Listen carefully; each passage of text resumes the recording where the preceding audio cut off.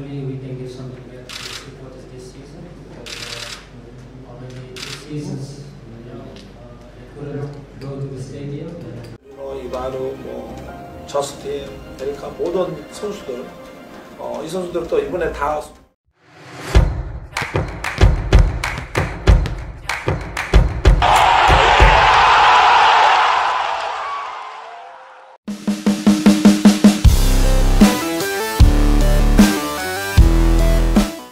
Jelang kualifikasi Piala Dunia 2026 zona Asia, pelatih Sintayong tengah dipusingkan dengan minimnya striker tajam yang dimiliki oleh timnas Indonesia. Sintayong dijadwalkan bakal kembali mendampingi timnas Indonesia di kualifikasi Piala Dunia 2026 melawan Vietnam pada tanggal 21 dan tanggal 26 Maret 2024 mendatang. Sebagaimana diketahui, timnas Indonesia saat ini berada di juru kunci klasemen grup L kualifikasi Piala Dunia 2026 zona Asia dengan koleksi 1 poin usai kalah dari timnas Irak dan seri melawan Filipina. Maka dari itu poin penuh wajib diperoleh timnas Indonesia di 4 laga tersisa penyisian grup L kualifikasi Piala Dunia 2026 agar bisa melangkah ke fase selanjutnya. Meski demikian, Sintayong kini tengah kesulitan dalam mencari striker untuk memperkuat timnas Indonesia di kualifikasi Piala Dunia 2026.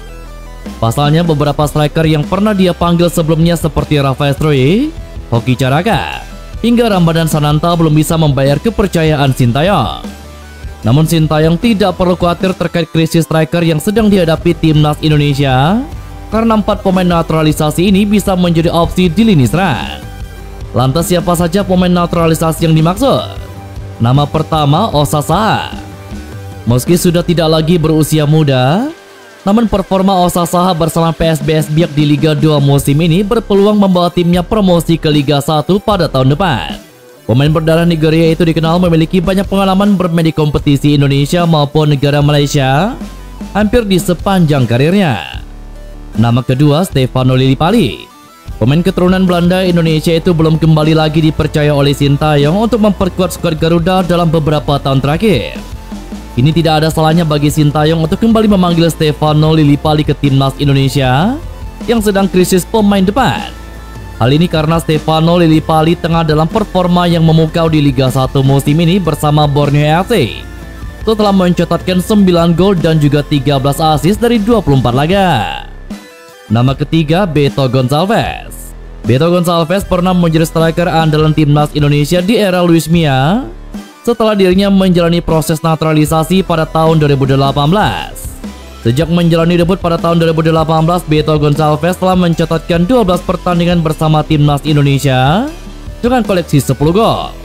Meskipun telah memasuki usia 43 tahun, tetapi ketajaman Beto Gonçalves di level klub belum memudar usai mencetak 5 gol dan juga 4 assist dari 18 pertandingan bagi PSBS Biak di musim ini. Nama terakhir, Ilyas Pasojevic. Pemain naturalisasi asal Montenegro ini tidak tergantikan di lini depan Bali United karena memiliki insting yang kuat untuk mencetak gol di depan gawang lawan. Bahkan di Liga 1 musim lalu, Ilyas Pasojevic tampil cukup impresif setelah membukukan 17 gol dan juga 1 assist untuk Bali United, dan kini dia berpeluang melampaui pencapaiannya itu. Spaso mungkin bisa dipertimbangkan oleh Sintayong untuk kembali ke timnas Indonesia jika melihat kualitasnya yang cukup berbahaya bagi lawannya. Pelatih Sintayong dikabarkan bakal terbang ke Belanda dan menetap selama beberapa pekan guna mencari pemain keturunan untuk memperkuat timnas Indonesia. Sejak era kepelatihan Sintayong, skuad timnas Indonesia memang cukup identik dengan kehadiran para pemain keturunan. Pada gelaran Piala Asia kemarin misalnya, ada sebanyak 8 pemain keturunan yang memperkuat timnas Indonesia.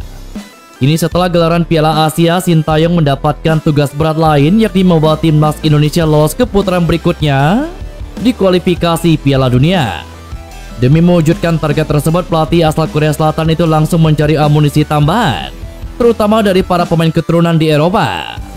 Dikutip dari media lokal Korea Selatan Best 11, disebutkan bahwa Sintayong akan segera berangkat ke Belanda dan tinggal selama 2 minggu. Lebih lanjut, Sintayong mengakui jika pemain-pemain keturunan tersebut merupakan aset berharga yang harus dimaksimalkan dengan baik. Saya berencana untuk segera berangkat ke Belanda dan tinggal selama sekitar 2 minggu. Saya akan memantau mereka. para pemain yang memiliki darah keturunan Indonesia. Pemain-pemain ini perlu kita manfaatkan lebih baik lagi, jelas Sintayong. Sebagai informasi, di Belanda sendiri masih ada beberapa pemain keturunan yang sudah masuk dalam list naturalisasi PSSI. Andai Sintayong berhasil mengumpulkan para pemain keturunan berkualitas tersebut, bukan tidak mungkin timnas Indonesia bisa berbicara lebih banyak di kualifikasi Piala Dunia mendatang. Pelatih timnas Indonesia Sintayong bisa tersenyum lebar setelah calon pemain naturalisasi Tom Haye cetak 1 gol dan juga 1 assist di Liga Belanda. Tom Haye sukses membawa timnya SC Heerenveen menang telak atas tuan rumah FC Volendam dengan skor 0-4 pada laga lanjutan pekan ke-23 Liga Belanda di Kres Stadium pada Minggu kemarin. Assist Tom Haye tercipta pada menit ke-13 untuk gol pertama Heerenveen yang diciptakan Van Amersfoort. Keunggulan 1-0 untuk Heerenveen bertahan hingga babak pertama usai.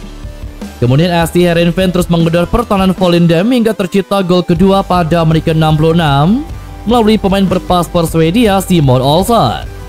SC Heerenveen berhasil menambah pundi-pundi golnya pada menit ke-68 dan terakhir gol diciptakan oleh Tom Haye pada menit ke-90 yang dibantu assist dari Anas Tahiri. Proses naturalisasi Tom Haye memang sedang dikebut PSSI dan ditargetkan rampung pada bulan Maret 2024 guna menambah amunisi melawan timnas Vietnam pada lanjutan kualifikasi Piala Dunia 2026 yang berlangsung pada bulan Maret mendatang. Kabar duka datang dari supporter timnas Indonesia bernama Katon yang sempat menarik perhatian Presiden FIFA Gianni Infantino. Sosok Katon yang dikenal selalu tampil nyentrik ketika menyaksikan pertandingan timnas Indonesia meninggal dunia pada Minggu kemarin. Katon sering melukis badannya saat menyaksikan timnas Indonesia bertanding. Kabar ini disampaikan langsung oleh Ketua Umum PSSI Erick Thohir melalui akun Instagram pribadinya. Dalam unggahan tersebut, Erick Thohir membagikan video yang menunjukkan kebersamaan dengan Katon saat menyaksikan skuad Garuda berlaga. Selain itu, dalam video yang dibagikan Erick Thohir, terlihat Katon melukis badannya dengan wajah Erick Thohir. Katon juga sempat terlihat memotong rambutnya dengan tulisan Erick Thohir.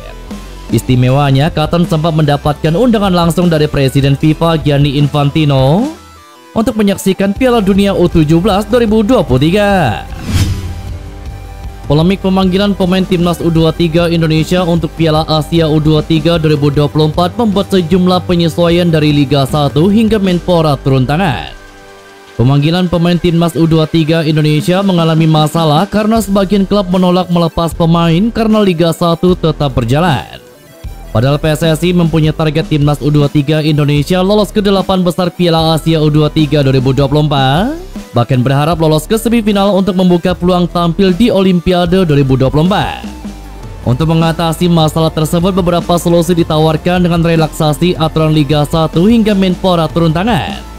PT LIB sudah menawarkan untuk melakukan relaksasi aturan Liga 1 kepada seluruh klub agar melepas pemainnya ke timnas U23 Indonesia.